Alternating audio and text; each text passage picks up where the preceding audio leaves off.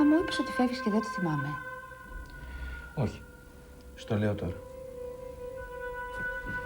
Αγάπη μου, σήμερα είναι Σάββατο. Όλα είναι κλειστά στην Αθήνα. Αύριο είναι Κυριακή.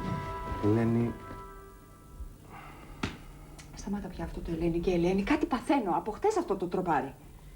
Από χθες προσπαθώ. Προσπαθείς τι? Να σου πω ότι φεύγω. Να πας πού? Φεύγω. Από σένα.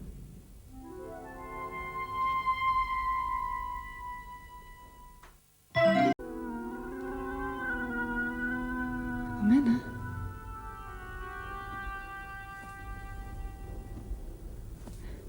Δηλαδή τι? Χωρίζουμε?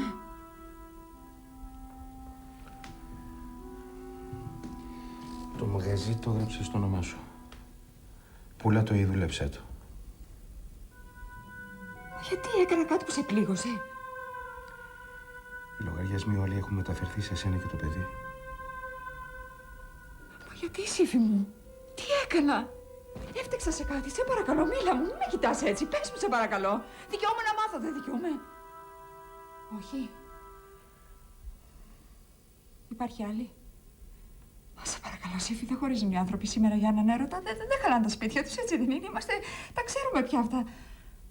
Σε παρακαλώ, μίλησέ μου, εξήγησέ μου, πες μου κάτι. Με μισείς? Με μισείς? Σε παρακαλώ, πες μου κάτι, μια δικαιολογία, ένα ψέμα, οτιδήποτε που θα ζήσω χωρίς δικαιολογία, σε παρακαλώ.